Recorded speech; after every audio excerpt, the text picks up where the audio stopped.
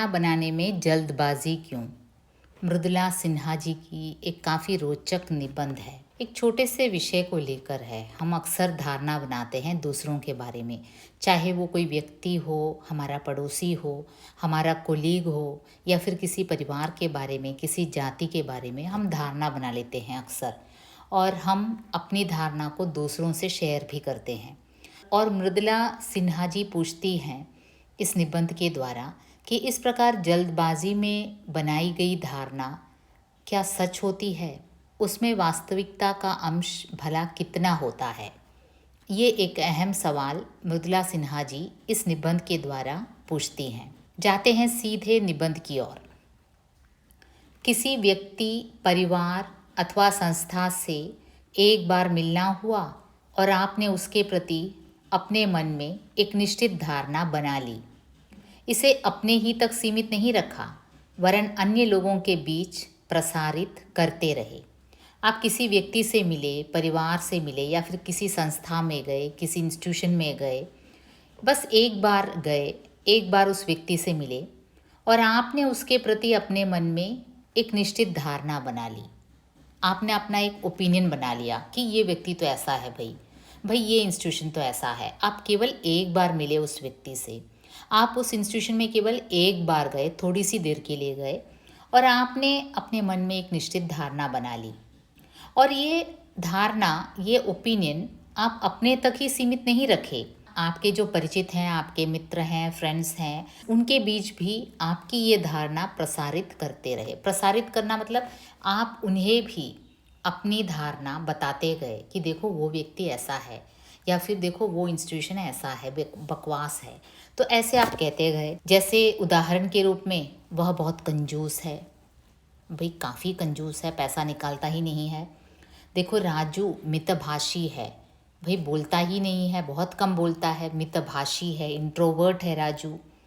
शोभा बड़ी दुष्टा है, अब शोभा के बारे में बता दिया कि वो तो बड़ी दुष्टा है।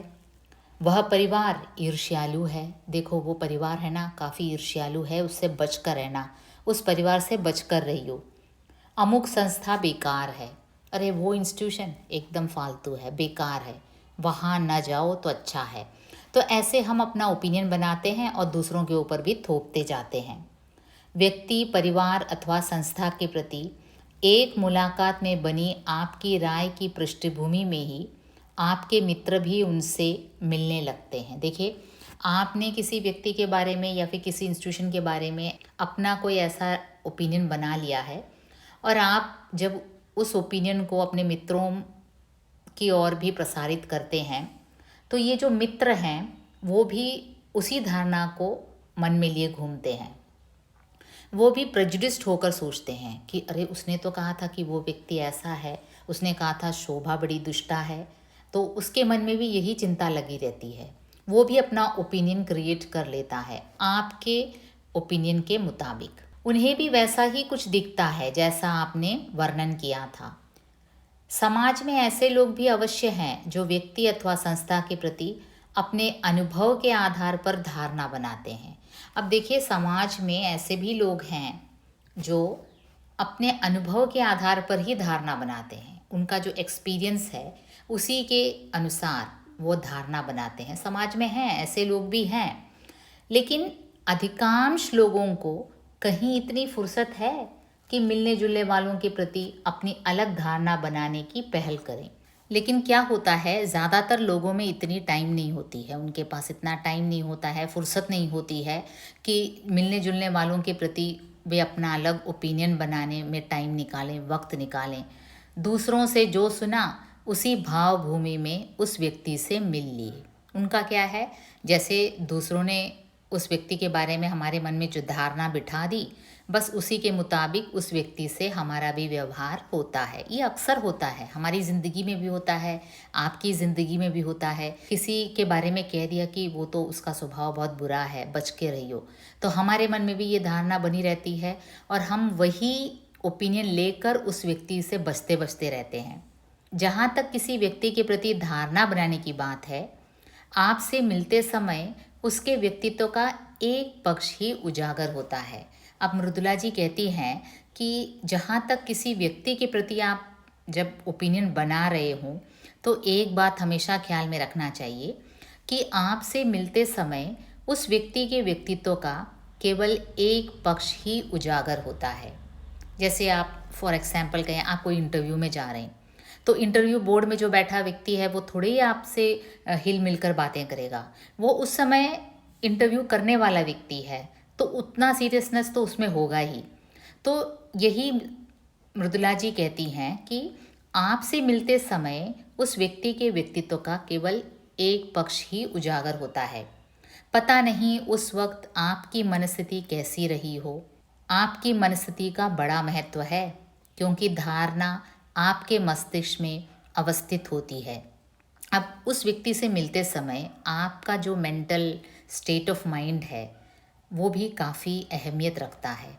आप कभी दुखी अवसर पर मिले हों उस व्यक्ति से, तो आपने उस व्यक्ति को जानने की कोशिश ही ना की होगी, या फिर आप काफ़ी गुस्से में हो, जल्दी में हो, तो आपकी जो स्टेट ऑफ माइंड है, मनस्थिति है, उसमें भी बहुत कुछ डिपेंड करता है।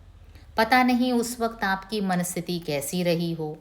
आपकी मनस्थिति का बड़ा महत्व है, क्योंकि धारणा आपके मस्तिष्क में अवस्थित होती है। किसी व्यक्ति के बारे में कोई ओपिनियन सबसे पहले आपके ब्रेन में, आपके मस्तिष्क में पैदा होती है। संभव है आप किसी पूर्वाग्रह के वशीभूत होकर उससे मिल रहे हों।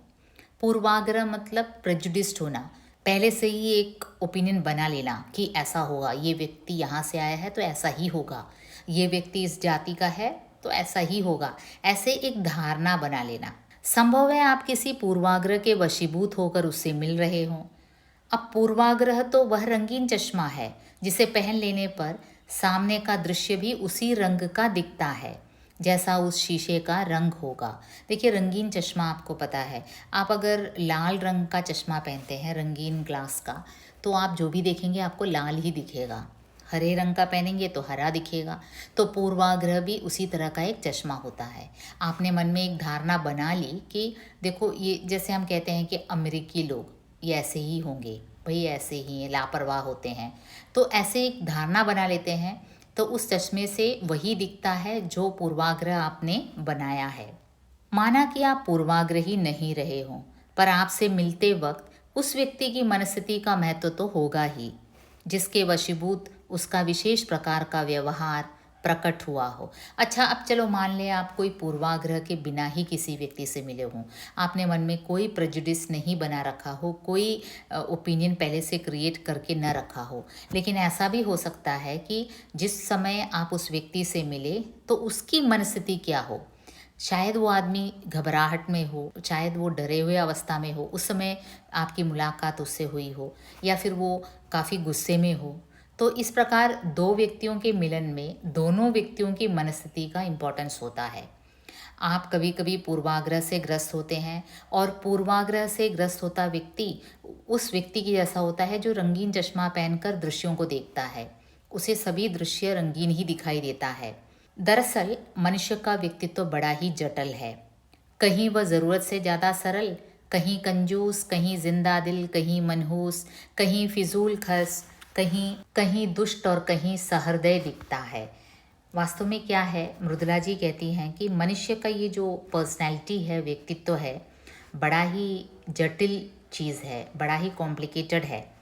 कहीं तो हमें लगता है कि कोई ज़रूरत से ज़्यादा सरल है, ज़्यादा ही सिंपल है, कहीं लगता है कि कोई कंजूस है, कोई लगता है कि कहीं तो कोई लगता है कि काफ़ी जिंदा दिल है, काफ़ी खुश मिजाज वाला आदमी है, कहीं तो कोई लगता है कि मनहूस है, हमेशा दुखी रहता है और एक नेगेटिव एनर्जी क्रिएट करता रहता है। कहीं किसी के बारे में लगता है कि ये तो फिजूल में खर्च करने वाला है, यूं ही खर्च कर रहा है, और कहीं कोई दुष्ट लगता है तो कहीं कोई सहृदय दिखता है। ये व्यक्तित्व के गुण हैं, और व्यक्तित्व के इन गुणों का प्रकटीकरण उसके व्यवहार के माध्यम से होता है। अब ये पर्सनैलिटी का ये जो भाग है हमारा, कि हम काफ़ी ओपन माइंडेड हैं या कंजूस हैं या फिर मनहूस हैं, ये सब हमारे व्यवहार के माध्यम से ही लोगों को पता चलता है।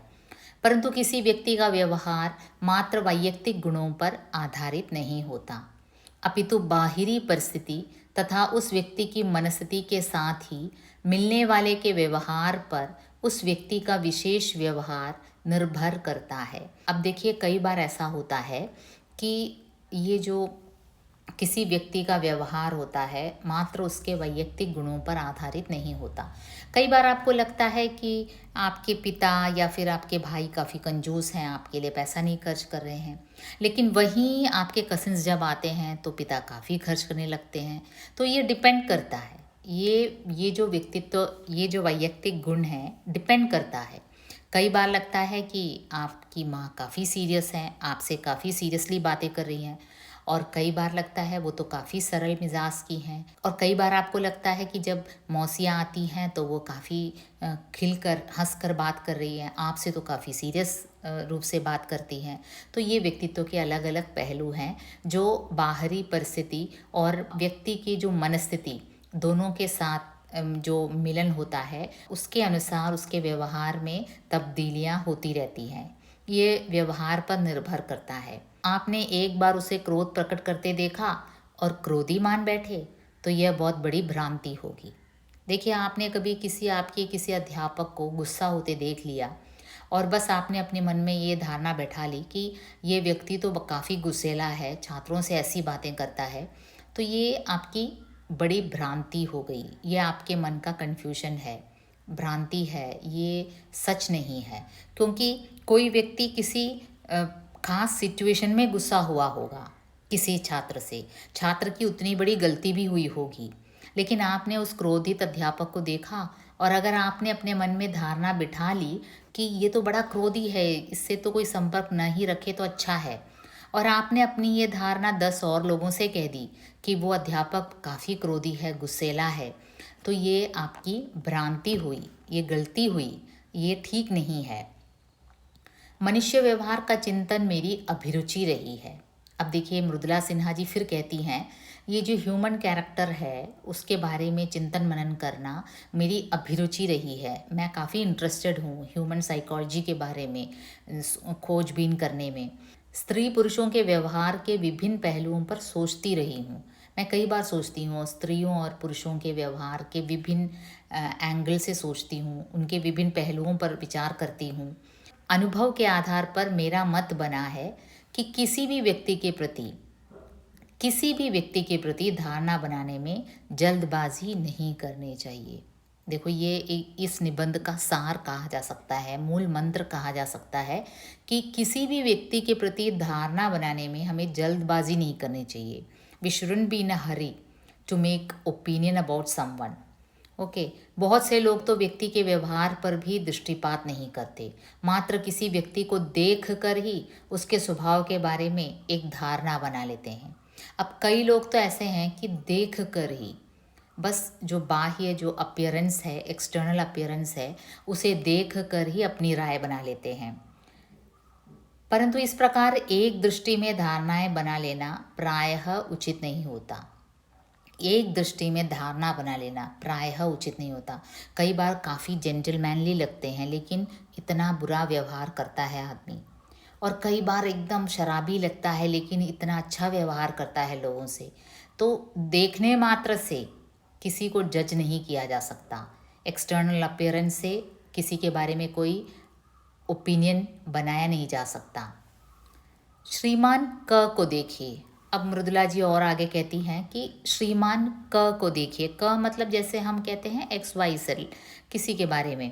क को देखिए, वे अत्यंत मनहूस दिखते हैं, परंतु उनसे मुलाकात के दौरान अल्प समय में ही उनके मुख से हंसी के जो फुहारे झड़ने लगते हैं, वे पूरे परिवेश को अपने में लपेट सुखद बना देते हैं। अब उदाहरण के लिए देखिए, एक व्यक्ति के बारे में कह रहे हैं, देखने में तो काफ़ी मनहूस चेहरा है उसका, देखने में लगता है कि क्या सड़ा सा चेहरा लिए घूम रहा है, हंसता भी नहीं होगा, एकदम दुखी दुखी चेहरा। उसके चेहरे को देखकर ही, मनहूस चेहरे को देखकर हमारे मन में जो बची खुची जो खुशी है वो भी ख़त्म हो जाती है, उड़नछू हो जाती है। परंतु उनसे मुलाकात के दौरान अल्प समय में ही उनके मुख से हंसी के जो फुहारे झड़ने लगते हैं, पूरे परिवेश को अपने में लपेट सुखद बना देते हैं। लेकिन उस व्यक्ति से जब हम मिलते हैं तो हमें पता चलता है, अरे इसका चेहरा इतना मनहूस है, लेकिन थोड़ी देर बात करने पर इतना हंसता है कि पूरे परिवेश को अपने लपेट में सुखद बना लेता है। ठीक इसके विपरीत श्रीमती ख के सुंदर चेहरे पर भोलेपन का स्थायी गाढ़ा लेप चढ़ा है, पर व्यवहार में वह उतनी ही कड़वी और नीरस है। अब देखिए, ठीक इसके विपरीत एक औरत के बारे में कहा है। फॉर एग्जाम्पल XY के इसमें ख, वो औरत क्या है, उसका सुंदर चेहरा है और भोलेपन का स्थायी गाढ़ा लेप लगा रखा है। मतलब उसके फेस को देखकर हमें ऐसा लगता है कि ये इतनी भोली भाली है, सूरत से काफ़ी भोली भाली लगती है, लेकिन व्यवहार में उतनी ही कड़वी और नीरस है। लेकिन कई बार लगता है उसका बिहेवियर इतना बुरा है कि उसकी सूरत इतनी भोली है, हम उसकी सूरत पर अगर जाते तो गलतफहमी हो जाती। दुनिया भर के छल छद्म से भरपूर उनका व्यक्तित्व देखने, सुनने और मिलने वालों को अचंभे में डाल देता है।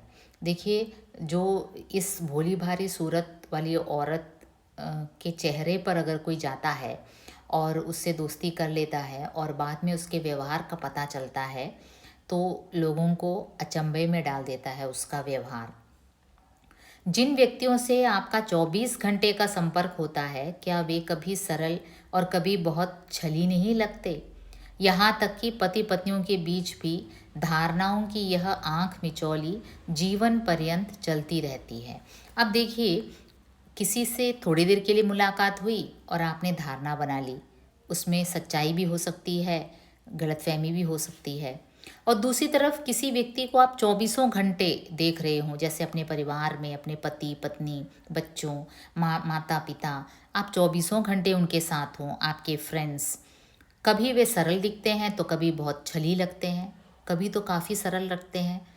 उनके साथ आपका 24 घंटे का संपर्क है और आपको लगता है कभी तो काफ़ी सिंपल से हैं, सरल से हैं, और कभी लगता है काफ़ी छली हैं, काफ़ी क्रूकड हैं, कन्निंग हैं। यहाँ तक कि पति पत्नियों के बीच भी धारणाओं की यह आंख मिचौली जीवन पर्यंत चलती रहती है। इवन पति पत्नी के बीच कहा जाता है पति पत्नी का रिश्ता काफ़ी पवित्र होता है, काफ़ी आपस में दोनों घुल मिल जाते हैं, जानते हैं आपस में। लेकिन कई बार होता है कि पति पत्नियों के बीच भी धारणाओं की यह आंख मिचौली जीवन पर्यंत, मतलब फुल लाइफ चलता रहता है। आप अच्छे मूड में हैं तो पत्नी का रूखा व्यवहार भी आपको सहला जाता है। कई बार पति अच्छे मूड में है तो पत्नी थोड़ा रूखा व्यवहार कर भी लेती है, तो वो, उसका मूड अच्छा है तो वो उसे ओके कर लेता है, मतलब कि ज़्यादा भाव नहीं देता। और किसी कारण चिढ़े होते हैं तो उनकी प्यार भरी बातें भी कड़वी लगती हैं। और कई बार पति का मूड थोड़ा चिढ़ा हुआ मूड होता है, तो उस समय पत्नी प्यार भरी बातें करती है, तब भी वो बातें पति को काफ़ी कड़वी लगती हैं। विभिन्न परिस्थितियों में पारिवारिक रिश्तों के बीच भी एक दूसरे को चौंकाने वाले व्यवहार परिलक्षित होते रहते हैं। कई बार ऐसा होता है कि कई विभिन्न परिस्थितियों में, अलग अलग सिचुएशंस में, इवन पारिवारिक रिश्तों के बीच, हमारे फैमिली के जो रिलेशनशिप्स हैं उसमें भी एक दूसरे को चौंकाने वाले व्यवहार कई बार दिखाई देता है। पति पत्नी एक दूसरे को कहते सुने जाते हैं, तुम्हें मैं आज तक नहीं समझ पाया। कई बार पति कहता है कि अरे तुम्हें तो मैं समझ ही नहीं पाया, 25 साल से हुए हमारी शादी हुई, 50 साल हुए हमारी शादी हुई, लेकिन पत्नी कहती है कि तुम्हें तो मैं बिल्कुल नहीं समझ पाई। जी हाँ, मनुष्य को समझना इतना ही कठिन है। लेखिका कहती है, हाँ, मानव मन एक काफ़ी कॉम्प्लिकेटेड मशीन है, उसे समझना उतना ही कठिन है। समाज में लोग परिवारों, संस्थाओं, धर्मों व जातियों के प्रति निश्चित धारणाएं बनाकर बैठे हैं। यह आवश्यक नहीं कि धारणा धारण करने वालों का सीधा संपर्क उन संस्थाओं के लोगों से हुआ हो, बल्कि अक्सर सुनी सुनाई प्रचलित धारणाओं के आधार पर अपना मत बनाकर ही तदनुसार उस संस्था अथवा जाति धर्म के लोगों से व्यवहार भी करते रहते हैं। कई बार ऐसा होता है कि लोग परिवारों के बारे में, फैमिलीज़ के बारे में, या फिर संस्थाओं के बारे में, ऑर्गेनाइजेशंस के बारे में, कोई इंस्टीट्यूशंस के बारे में, या फिर रिलीजियस धर्म के बारे में, जातियों के बारे में एक निश्चित धारणा बनाकर बैठते हैं। भी हिंदू हो तो ऐसा ही होगा, क्रिश्चियन हो तो ऐसा करेगा, तो ऐसी एक धारणा बना लेते हैं। यह आवश्यक नहीं कि धारणा धारण करने वालों का सीधा संपर्क उन संस्थाओं के लोगों से हुआ हो। हमें पता भी नहीं होगा किसी ऑर्गेनाइजेशन के बारे में, वो क्या कर रहे हैं, हमारी उनसे कोई संपर्क भी नहीं हुई होगी, लेकिन हम एक धारणा बना लेते हैं, भाई ये पार्टी, ये पॉलिटिकल पार्टी ऐसा है, ये जाति ऐसा है। और अक्सर सुनी सुनाई प्रचलित धारणाओं के आधार पर अपना मत बनाकर तदनुसार उस संस्था अथवा जाति धर्म के लोगों से व्यवहार भी करते रहते हैं। देखिए, हम एक धारणा बना लेते हैं कोई जाति के लोगों के बारे में या फिर कोई ऑर्गेनाइजेशन के बारे में, और हमारे मन में वो धारणा रहती है, और उस ऑर्गेनाइजेशन के लोगों से जब हम बात करते हैं तो हमारे मन में वो धारणा रहती है कि ये लोग तो ऐसे हैं, वैसे ही हम व्यवहार करते हैं। कई परिवारों से भी हम ऐसा ही व्यवहार करते हैं, दूसरी जाति के लोगों से भी हम ऐसा ही व्यवहार करते हैं। अमुक जाति के लोग बड़े कंजूस होते हैं, जो समाज में अक्सर बोला जाता है किसी खास जाति के बारे में कि ऐसे जाति के लोग काफ़ी कंजूस होते हैं, अमुक जाति के धूर्त होते हैं। भाई ये जाति के लोग तो काफ़ी धूर्त हैं, पैसा यूं ही उड़ाते हैं। अमुक जाति के लोग मक्कार और अमुक जाति के लोग उद्यमशील होते हैं। भाई ये जाति के लोग एकदम मक्कार हैं, निकम्मे हैं। तो किसी जाति के लोगों के बारे में वो तो काफ़ी हार्ड वर्किंग है, ऐसी हमारी एक धारणा बनी रहती है। जैसी बातें अक्सर सुनने में आती रहती हैं। आवश्यक नहीं कि उस जाति अथवा धर्म के लोगों से मिलने जुलने पर वे वैसा ही व्यवहार करें जैसा आपने सुन रखा था। अब इसमें कोई ज़रूरी नहीं है कि देखिए, आपने मन में एक धारणा बना ली कि देखिए इस जाति के लोग ऐसे ही हैं, लेकिन जब आप उनसे मिलते हैं, कई बार मिलते हैं, आपका परिचय बढ़ता है, तब आपको लगता है उस जाति के लोगों के बारे में आपने जो धारणा बनाई थी, जो ओपिनियन बनाया था, वो तो एकदम गलत है। आज जब समाज में जाति व्यवस्था समाप्त हो रही है, प्रचलित जातीय गुण दोष भी समाप्त होने चाहिए। आज जब एक यूनिवर्सल मैन बन रहा है, एक यूनिवर्सल एक ग्लोबल विलेज में, वर्ल्ड एक ग्लोबल विलेज बन गया है, तो यहाँ ये छोटी छोटी जाति को लेकर भेदभाव करना ये कहाँ तक ठीक है। प्रचलित जातीय गुण दोष भी समाप्त होने चाहिए। ये अमुक जाति ऐसा है, ये सोचना ही गलत है। पर आप हैं कि सदियों से चली आ रही धारणा ढो रहे हैं। सहज भाव से आप विभिन्न जाति धर्मों के लोगों से मिलते ही नहीं, तो वे सहज व्यवहार करें तो कैसे। भाई आप किसी दूसरे जाति के लोगों से सहज भाव से मिलते ही नहीं, आपकी धारणा कुछ और है, तो वो कैसे सहज भाव से आपसे मिल पाएंगे। आपने खुद अपने मस्तिष्क में एक गलत धारणा बिठा रखी है। कई बार ऐसा होता है कि नॉर्थ इंडियंस को लगता है कि साउथ इंडियंस ऐसे हैं, साउथ इंडियंस को लगता है कि नॉर्थ, ये सभी जगह चलता है। कभी इंडियंस को लगता है कि ब्रिटिश वाले ऐसे हैं, तो ये धारणा बनी रहती है, और आप इस ओपिनियन को लेकर उनसे सहज भाव से मिल नहीं पाते, तो वे सहज व्यवहार कैसे करेंगे आपसे। अनुभव बताता है कि व्यक्ति, परिवार, संस्था अथवा विभिन्न जाति धर्मों के लोगों से निकट संबंध स्थापित होने पर उधार ली हुई धारणाएं अक्सर बदल जाती रही हैं। अनुभव बताता है, लेखिका कहती है कि उनका एक्सपीरियंस है कि हम जब किसी व्यक्ति अथवा किसी परिवार, किसी फैमिली अथवा किसी इंस्टीट्यूशन के बारे में, विभिन्न जाति धर्म के लोगों के बारे में जब उनसे निकट संबंध स्थापित कर लेते हैं, तो हमारी उधार ली हुई धारणाएं अक्सर बदल जाती हैं। हम उधार लेते हैं धारणाओं को। किसी दूसरे व्यक्ति ने कहा कि ये लोग ऐसे हैं, तो हमने भी उधार ले लिया। हम अपनी राय नहीं बनाते, हमारे पास इतना वक्त भी नहीं है कि अपनी राय बनाएं, अपने बुद्धि से सोचें, अपने अनुभव के आधार पर राय बनाएं। हम दूसरों का अनुभव उधार लेते हैं, दूसरों की धारणा को उधार लेते हैं। और लेखिका कहती हैं कि कई बार ऐसा होता है कि अनुभव बताता है कि व्यक्ति, परिवार, संस्था तथा विभिन्न जाति धर्मों के लोगों से जब आप निकट संबंध स्थापित करते हैं, तो आपकी उधार ली हुई धारणाएं अक्सर गलत होता है, आपको बदलना पड़ता है। अंतर्राष्ट्रीय स्तर पर विभिन्न देशों के बारे में धारणाएं फैली हुई हैं। हिंदुस्तानी ऐसे होते हैं, अमेरिकन वैसे, अंग्रेज़ों में यह गुण है तो अफ्रीकियों में यह गुण, ये इंटरनेशनली भी चलता है। विभिन्न देशों के बारे में अलग अलग धारणाएं बनी होती हैं। कोई कहता है इंडियंस, हिंदुस्तानी ऐसे होते हैं, कोई कहता है अमेरिकन ऐसे होते हैं, अंग्रेज़ों में ये गुण है तो अफ्रीकों में वो गुण है। माना कि हर राष्ट्र का एक चरित्र होता है जो उस राष्ट्र के व्यक्तियों में कमोबेश मात्रा में आ जाता है, परंतु आज के संदर्भ में क्या एक अंतर्राष्ट्रीय चरित्र नहीं उभर रहा।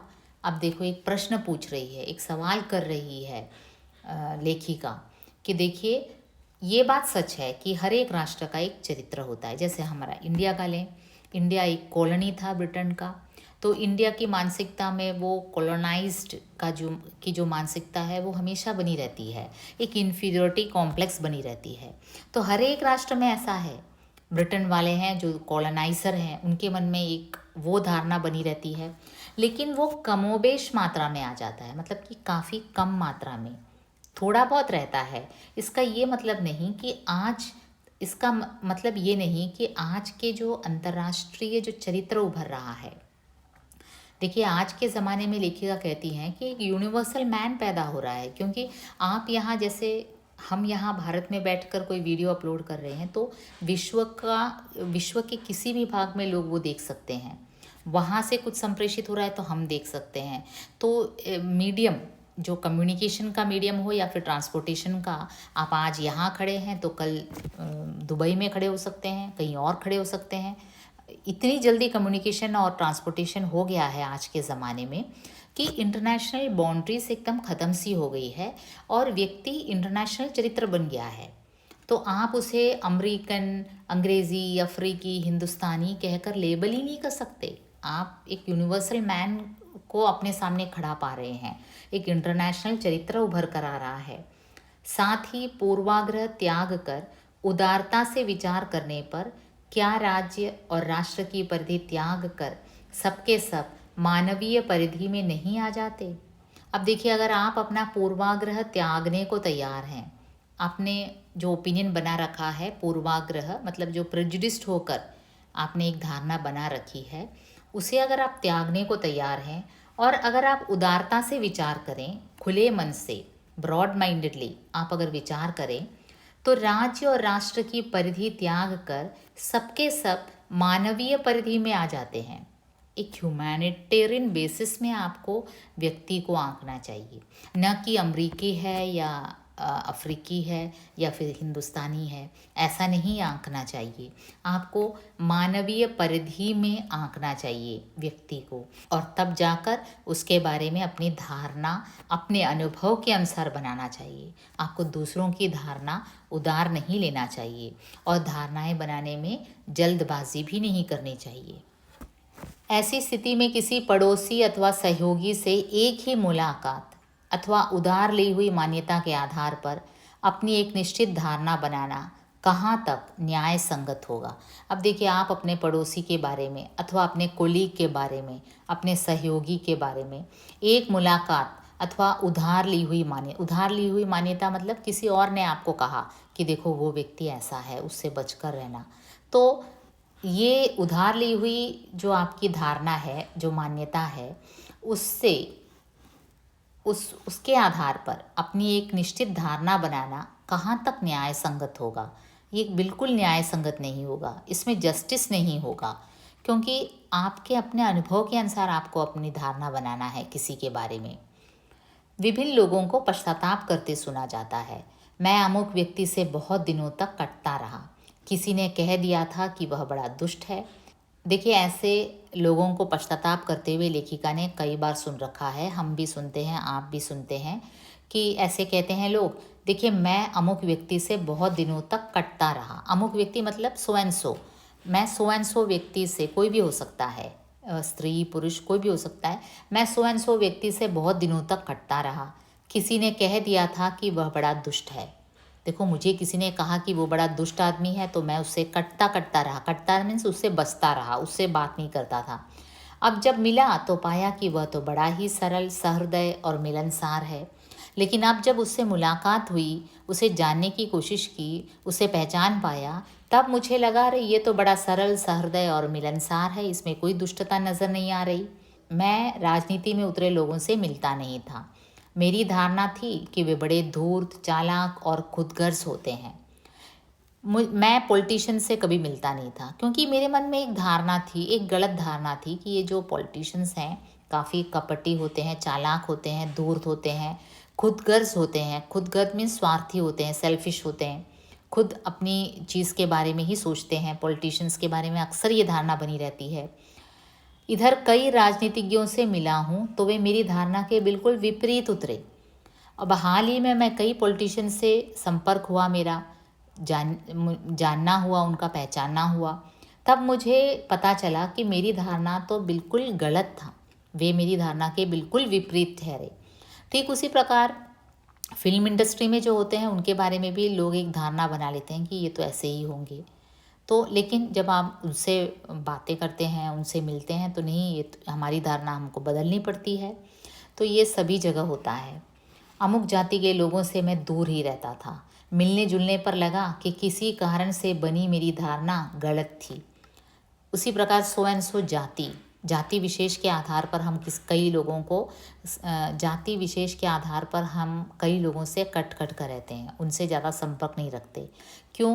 क्योंकि हमारे मन में ये गलत धारणा बनी हुई है, उधार ली हुई धारणा हमारे मन में है, अमुक जाति के लोग ऐसे होते हैं, उनसे बचकर रहना।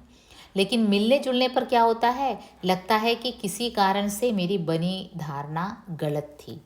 अरे मेरी धारणा ही गलत थी। किसी व्यक्ति अथवा संस्था के प्रति धारणा बनाने में जल्दबाजी ना करें। यही मृदुला सिन्हा जी कहती हैं कि भाई किसी व्यक्ति अथवा संस्था के प्रति धारणा बनाने में कभी जल्दबाजी ना करें। किसी कारण एक धारणा बन भी गई हो तो उसे बदलने का प्रयत्न करना स्वयं आपके लिए भी हितकर होगा।